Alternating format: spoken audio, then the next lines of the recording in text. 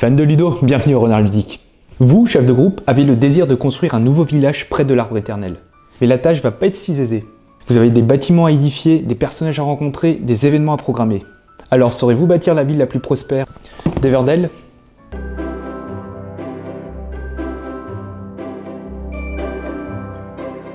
Everdell est un jeu de pose ouvrier pour 1 à 4 joueurs avec des parties tutoyant les 45-60 minutes où vous devrez construire une ville constituée de 15 cartes maximum. A votre tour, vous pourrez placer un ouvrier, jouer une carte ou vous préparer pour la prochaine saison. Et à l'issue de ces 4 dernières, le joueur avec le plus de points de victoire sera alors nommé chef de l'année. Allez, voyons voir ce qui se cache dans cette vallée. Alors dans cette boîte, vous allez pouvoir retrouver un plateau, un arbre éternel, 128 cartes construction et créatures, 11 cartes forêt, 16 cartes et 4 tuiles événements, des jetons ressources et des jetons de points de victoire, 6 meeples ouvriers par joueur et un D8. Allez, voyons comment se préparer à ériger notre ville. Alors après avoir placé le plateau et disposé les ressources dessus, vous allez mélanger et positionner 3 cartes forêt à 2 joueurs ou 4 cartes forêt à 3 ou 4 joueurs. Placez les événements de base le long de la rivière et tirez 4 cartes événements spéciaux et positionnez-les sur l'arbre. Mettez en jeu 8 cartes construction et créatures dans la prairie et chaque joueur va venir prendre 2 ouvriers de sa couleur. Les 4 autres sont placés sur l'arbre. Enfin, le premier joueur va recevoir 5 cartes, le deuxième 6 cartes, 7 cartes pour le troisième et bien sûr 8 cartes pour le dernier joueur. Et vous êtes enfin prêt à pouvoir démarrer la partie. Le jeu va se jouer à tour de rôle. À chacun de vos tours, vous pourrez effectuer une action parmi 3. Soit vous pourrez placer un ouvrier, soit vous allez pouvoir jouer une carte, ou alors vous allez vous préparer à la saison suivante. Lorsque vous jouez un ouvrier, positionnez-le sur un emplacement avec une patte de représenté. Si la case est entièrement entourée, alors cet emplacement ne peut accueillir qu'un seul ouvrier. Sinon, si la case est à moitié entourée, il n'y a pas de limite sur le nombre d'ouvriers dessus. Alors de façon générale, vous pourrez placer vos ouvriers sur le chemin de base pour récupérer des ressources ou piocher des cartes, sur les cartes forêt pour récupérer les différents bonus indiqués, sur la partie voyage. Alors à noter que vous pourrez seulement placer des ouvriers dessus en automne. Ces emplacements vous donneront des points de victoire en échange de cartes à défausser. Sur l'Havre de Pep qui vous permettra de défausser des cartes pour récupérer la moitié en ressources. Sur les événements de base pour 3 points de victoire à condition d'avoir 3 ou 4 cartes d'un même type. Sur les événements spéciaux qui vous donneront encore une fois des points de victoire à condition d'avoir les 2 cartes spécifiées.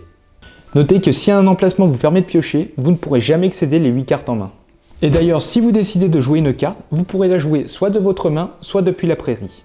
Vous participerez alors à l'agrandissement de votre village qui ne pourra contenir que 15 cartes. Chaque carte a un certain nombre d'informations.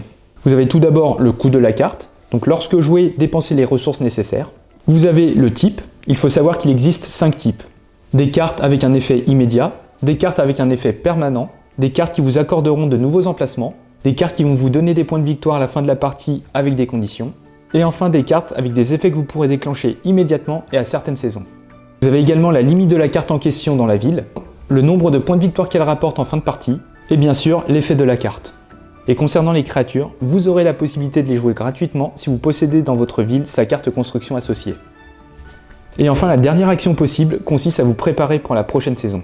Pour cela, récupérez tous vos ouvriers placés, puis prenez un ouvrier depuis l'arbre si vous passez au printemps ou à l'été, ou 2 ouvriers si vous passez à l'automne. Et enfin, si vous passez au printemps ou à l'automne, vous allez pouvoir déclencher les effets de toutes les cartes de ce type. Si à un moment vous ne pouvez ni placer d'ouvriers ni jouer de cartes, alors le jeu se termine pour vous. Passez alors au calcul des scores pendant que les autres joueurs terminent leur jeu.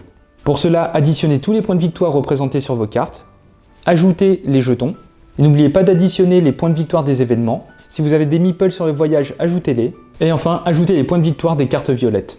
Cela déterminera alors votre score. Everdell a su séduire de par son thème, son univers, ses illustrations. Les règles sont simples, très épurées, et la profondeur de jeu vient de la diversification des cartes. L'interaction entre les joueurs est amenée par la pose ouvrier classique, c'est-à-dire que vous allez pouvoir bloquer un emplacement qu'un adversaire aurait sans doute souhaité, ou vous allez pouvoir jouer des cartes directement dans les villes adverses. Au début de la partie, votre stratégie sera essentiellement axée sur ce que vous aurez en main, et évidemment ce qu'il y aura dans la prairie. Mais petit à petit au cours de la partie, vous allez devoir vous spécialiser dans une direction. Et après quelques parties, on fait rapidement le tour des différentes synergies qui peuvent rapporter des points. Par contre, il faut noter quelques défauts d'ergonomie et de manipulation près de l'arbre éternel.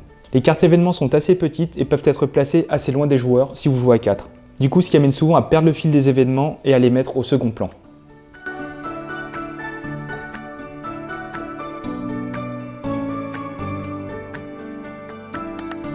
Et voilà, c'est la fin de cette vidéo. Vous avez désormais toutes les clés en main pour bâtir votre plus beau village. Comme d'habitude, n'hésitez pas à soutenir ces chaînes en laissant un pouce bleu, en commentant et en vous abonnant. Et sur ce, on se retrouve dans une prochaine vidéo. Ciao!